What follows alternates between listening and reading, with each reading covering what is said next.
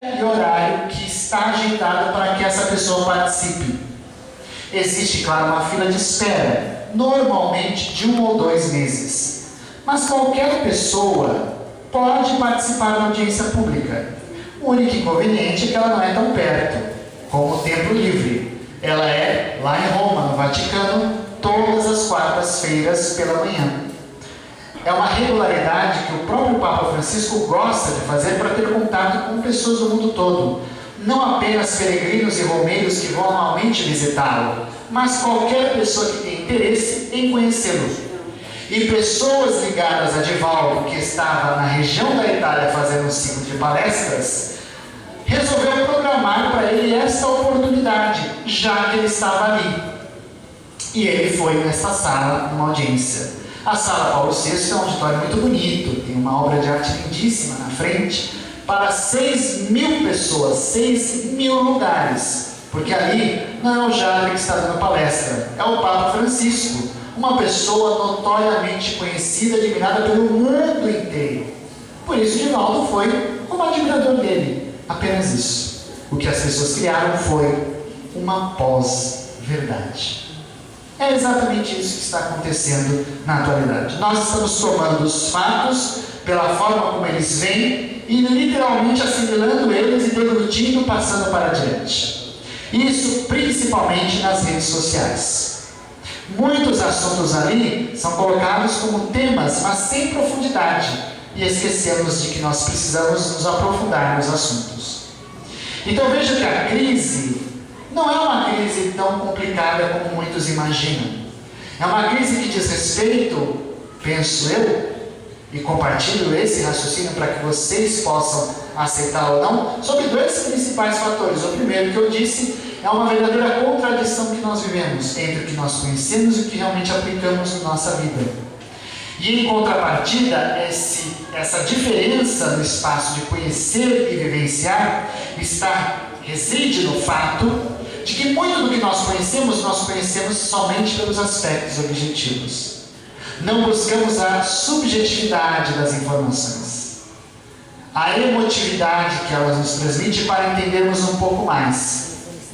Foi por causa da pós-verdade que muitas pessoas acreditaram que o atual presidente dos Estados Unidos poderia trazer todas as soluções de todos os problemas. O que agora eles entendem, literalmente na pele de cidadãos servindo a ele como presidente da República, sabem que não era bem o que parecia ser. Então vejo que muitas vezes nós precisamos ser um tanto chatos, pesquisar, observar, comparar, julgar. Sermos chatos como uma das maiores referências da nossa doutrina espírita foi chato, e é por causa da, entre aspas, chatice dele, que nós hoje temos um movimento sólido, sério e respeitado. Esse senhor é Allan Kardec. Allan Kardec diz no livro Obras Póstumas, ele faz um relato muito especial de como ele conheceu o Espiritismo, a minha iniciação no Espiritismo. É um relato dele, pessoal, que logo depois que ele morreu, os amigos resolveram acumular esses textos e publicar uma obra póstuma, ou seja, depois da sua morte. E esse texto é um ensaio que ele escreveu, como ele conheceu o Espiritismo, como foi para ele as impressões de ter contato com os Espíritos e pensar que isso poderia conduzi-lo a ser o codificador da doutrina espírita. Entre outros aspectos que ele comenta, um deles é muito especial, é uma frase muito importante. Ele diz assim: tais as disposições com que empreendi meus estudos, e neles prossegui sempre. Observar, comparar e julgar. Essa a regra que constantemente segui. Vou repetir. Tais as disposições com que empreendi meus estudos, e nele prossegui sempre. Observar, comparar e julgar. Essa a regra que constantemente segui. E era exatamente isso. Allan Kardec não se envaidecia e tão pouco se iludia com a primeira comunicação mediúnica que era recebida, independente da assinatura de quem viesse com a mensagem. Ele sempre tinha à disposição vários médiuns para observar, comparar e julgar as informações. porque ele sabia e era orientado pelo Espírito Verdade, que o ajudou na codificação. Ele sabia dos riscos que era de ser iludido pelos espíritos que não tinham boas intenções para com ele. Ele não gostaria de ser alvo de uma pós-verdade. Então, muitas mensagens que objetivamente traziam aspectos que fariam convencer qualquer um de que era autêntica, ele buscava na subjetividade, nas entrelinhas, nas intenções, nos traços em geral, no aspecto integrado da mensagem, o que realmente ela queria dizer e qual era a intenção do espírito comunicante. E ele, com isso, conseguia desmascarar. Vale a dica para aqueles que quiserem entender essa estratégia dentro do movimento do Espiritismo, ler o capítulo que consta no livro dos Médiuns, que se chama Das Mensagens dos Espíritos Levianos. E lá nós temos um arcabouço de algumas mensagens que ele publicou para dar exemplo de mensagens falsas, que você lê. Para o mais desavisado que lê sem conhecer as entrelinhas, é iludido, acha que é verdade, e a mensagem é falsa. Pois muito bem, então se Allan Kardec tinha esse discernimento tão profundo, de ter o cuidado de observar as coisas, de entender os aspectos, por que nós não temos isso? Por que nós não começamos a desenvolver essa percepção? Ou melhor, vou transportar para o aspecto de crise que nós estamos analisando. Por que é que a humanidade já não está imbuída desse sentimento de discernimento? Esse sentimento de observar, comparar e julgar? A resposta, de alguma forma, se encontra no Livro dos Espíritos. E eu convido vocês a lermos algumas questões e refletir sobre elas dentro ainda do assunto da crise como um todo. No Livro dos Espíritos, na questão 780, Allan Kardec pergunta aos Espíritos: o progresso moral acompanha sempre o progresso intelectual? E os Espíritos respondem: decorre deste, mas nem sempre o segue imediatamente. Allan Kardec, não satisfeito, repergunta: como pode o progresso intelectual engendrar o progresso moral? E os Espíritos respondem: fazendo compreensíveis o bem e o mal. O homem, desde então, pode escolher. O desenvolvimento do livre-arbítrio acompanha o da inteligência e aumenta a responsabilidade dos atos. Ainda não satisfeito, Kardec volta à tona. Como é, neste caso, que muitas vezes sucede serem os povos mais instruídos os mais pervertidos também? E os Espíritos arrematam: o progresso completo constitui o objetivo. Os povos, porém, como os indivíduos, só passo a passo o atingem. Enquanto não lhes haja desenvolvido o senso moral, pode o mesmo acontecer que se sirvam da inteligência para a prática do mal. O moral e a inteligência são duas forças que só com o tempo chegam a equilibrar-se. Aqui ele coloca uma questão muito profunda dentro da doutrina espírita e que é entendida por todos nós como sendo duas formas de progresso que ocorrem em nosso mundo. Como nós somos espíritos encarnados e em evolução, nós temos um progresso do espírito. Esse progresso é inerente a ele. Ao passo que nós, nas sucessivas reencarnações, passamos por esse processo, somos inclinados a aceitar essa marcha e progredir. É um progresso moral. Nós saímos da total ignorância de sentimentos e virtudes e buscamos amelhar ao longo das existências todos os sentimentos e virtudes que existem, para que, completos de todas elas, totalmente vivenciados, nós possamos nos tornar espíritos angélicos. Este é o curso. Nós estamos no meio, literalmente no meio, entre a profunda ignorância, que nós já saímos, e a angelitude, que falta um tantinho a chegar. Muito bem, se nós estamos então no meio, Allan Kardec insiste na pergunta: por que as pessoas, quando encarnadas, usando da ferramenta da inteligência, Muitas delas fazem o progresso, mas outras usam essa inteligência para degradar, degenerar. Então os espíritos respondem, porque elas podem escolher, Kardec.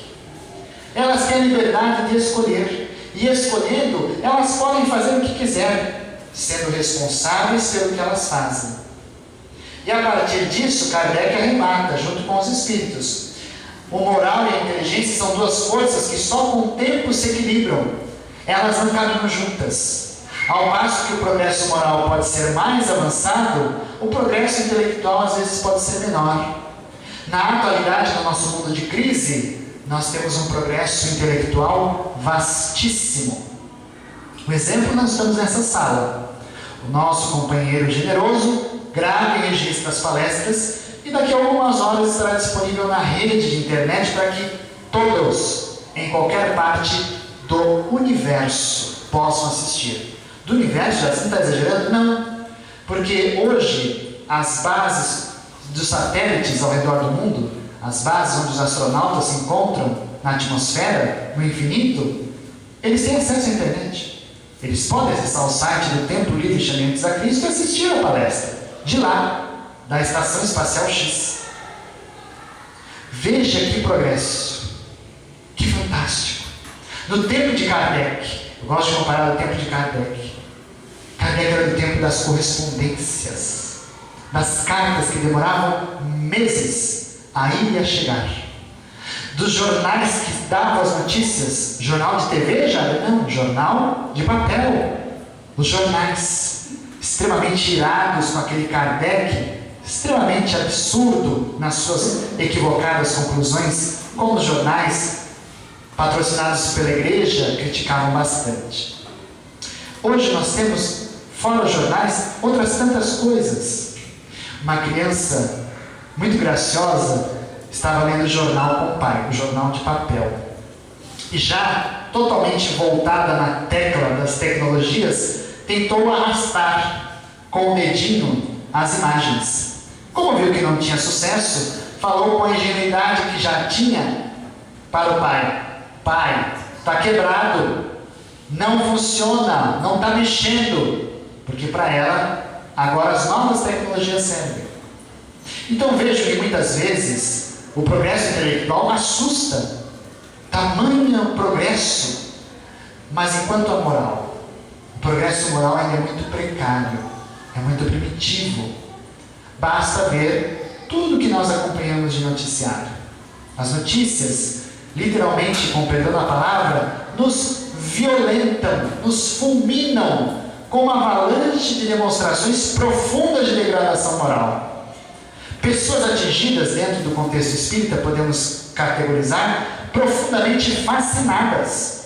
A fascinação é uma manifestação obsessiva em que a pessoa acredita numa realidade que só é dela e que todos, ainda que tenham o esclarecimento de dizer para ela que o que ela acredita não é verdade, ela diz consciente que é. Quer ver o exemplo de Tassim de Fascinados? Lá em Brasília. Mas você, 100 mil reais estava na mala? Não, não estava não.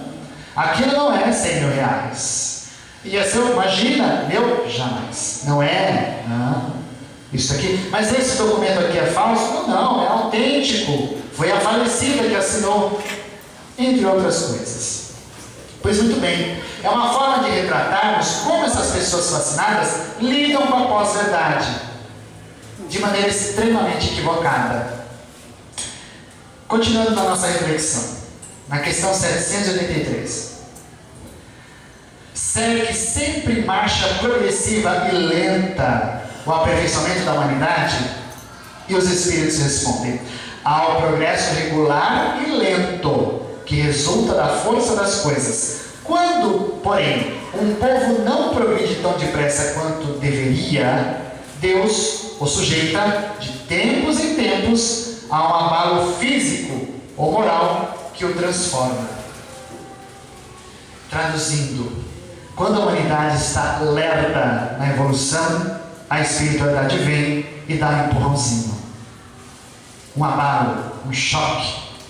Quer ver um abalo físico e moral? que o nosso mundo foi atingido e que mudou completamente as relações que temos de humanidade, os atentados terroristas de 11 de setembro. Um outro abalo físico e moral que a humanidade passou, as 2 grandes guerras mundiais. Um outro abalo físico e moral que o mundo passou em torno dessa reflexão, a libertação dos países que eram considerados escravocratas. Um outro grande abalo físico e moral que a nossa nação está passando, a crise ético-moral dos nossos governantes, a crise de representatividade enquanto cidadãos, onde nós não vemos as nossas posturas que esperamos de um país refletidas na maioria daqueles que nos lideram. É isso que nós passamos. Esses momentos de crise, então, são momentos determinantes para que a espiritualidade impulsione o progresso social, porque é nas crises que as coisas avançam, é nas crises que as grandes ideias surgem, é no momento de crise que os grandes lampejos acontecem. Por quê? Quando a criatura humana está no momento mais tranquilo, ela não pensa, ela vive o dolce far niente, a delícia, a doçura de não fazer nada. Quando ela é agitada a fazer, ela tem que fazer, ela tem que criar, ela tem que desenvolver. Por exemplo, cheguei aqui na casa, tinha a noção de que não tinha pedido previamente o retroprojetor. Quando cheguei aqui, descobri que não tenho retroprojetor. Estou numa crise, num momento decisivo. Ou eu escolho e assumo o risco de aplicar a palestra de uma outra maneira, ou então eu me acovardo, digo tchau, benção, fique com Deus e vou embora. Fiz uma escolha, me responsabilizei pela escolha, e agora estou aqui aplicando um plano B, que a partir do meu ponto de vista é o máximo que eu posso fazer, não tendo uma apresentação, porque já estava preparado para isto. Todos nós estamos preparados para vivenciar crises. Quando nós estamos nela, tenham certeza, vocês não estão nelas porque Deus joga com dados. Há um sábio, Einstein, que dizia com muita sabedoria: Deus não joga dados, porque o universo não é o fruto do acaso, ele é o fruto da lógica, do bom senso. Estamos aqui porque somos necessários e úteis no mundo em que estamos na atualidade. Se não fosse por nós, muitas das coisas que se sucedem no mundo, garanto, estariam muito piores ou muito mais atrasadas. Questão 784. Bastante grande é a perversidade do homem. Não parece que, pelo menos do ponto de vista moral, ele, em vez de avançar, caminha aos recuos? Ou seja, ele vai para trás? E os Espíritos respondem: enganas-te. Observa bem o conjunto e verás que o homem se adianta, pois que melhor compreende que o mal, e vai dia a dia reprimindo os abusos. Faz-se mistério que o mal chegue ao excesso, para tornar compreensível a necessidade do bem e das reformas. Veja que interessante. Então nós estamos num momento decisivo, agudo, de uma crise que parece que não tem fim. Convenhamos, nós temos medo de ligar a TV, porque o jornal vai novamente reiterar as mesmas coisas que sempre estão passando. Estamos cansados de ver mais do mesmo. Mas veja que isto, vamos traduzir um termo muito mais lúdico, é uma dica que o momento atual está dando para dizer: veja o quanto nós podemos mudar, e que lá na frente, se você não fizer, não vai ser por desculpa, porque você teve várias chances para fazê-lo. Várias vezes somos reiterados para isso. Eu tive a oportunidade de ver alguns capítulos de uma novela que passa na TV Globo, às 8. Eu vou trazer alguns casos, um caso específico que achei muito curioso, e que é talvez a intenção da autora retratar nas personagens. Existe uma atriz lá que é uma viciada em jogo, mas era uma mulher muito bem sucedida, segundo a novela, arquiteta, bem casada, com filhos, boa cidadã, tem uma grande companheira e parceira e cúmplice do lado que é empregada, é uma pessoa que tem um discernimento muito claro sobre todos os outros aspectos da vida, mas por que cargas d'água ela continua viciada em jogo? Porque é exatamente isso, minha gente. Nosso progresso moral, em alguns aspectos, ainda é lento. Mas chega um momento que é necessário um impulso para que a pessoa possa progredir. Um exemplo: qual é o momento mais agudo da crise para que ocorra um empurrão, para que a pessoa possa lembrar-se de que precisa avançar? Por exemplo, no viciado, quando ele entra na crise do vício, na crise mais aguda. E aí é exatamente nesse momento que o viciado entende que precisa parar. É um exemplo. Agora transfira isso para uma humanidade cercada de vícios e defeitos, de contradições, de equívocos. Veja quanto trabalho Cristo tem para fazer para nos dar um empurrãozinho. Em quase 7, mais que 7 eu acho, bilhões de criaturas encarnadas. Porque os desencarnados somam, segundo estatísticas espirituais, mais de 20 bilhões de espíritos. 30 bilhões de espíritos sob o cargo de um só. E este um só sabe o que cada um precisa. Sabe qual marcha deve empreender na sua evolução moral. E Kardec, refletindo sobre isso com os espíritos, chega à questão fundamental, a questão de fundo com relação à crise e o descompasso do porquê que existe o descompasso entre o progresso moral e o intelectual.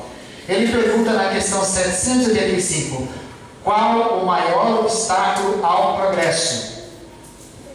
E os espíritos respondem sumariamente: o orgulho e o egoísmo. Refiro-me ao progresso moral, porquanto o intelectual se efetua sempre. À primeira vista, parece mesmo que o progresso intelectual reduplica a atividade daqueles vícios, desenvolvendo a ambição e o gosto das riquezas, que, a seu turno, incitam o homem a empreender pesquisas que lhe esclarecem o espírito. Olha que contradição! A inteligência, o progresso intelectual, nos esclarece o espírito, mas quanto mais esclarece, mais o espírito se sente confortável em degradar-se moralmente, pelos progressos que a intelectualidade lhe oferece. Assim é que tudo se prende no mundo moral, como no mundo físico, e que do próprio mal se pode nascer o bem. Curta, porém, é a duração desse estado de coisas, que mudará a proporção que o homem compreender melhor que, além do que o gozo dos bens terrenos proporciona, uma felicidade existe maior e infinitamente mais duradoura.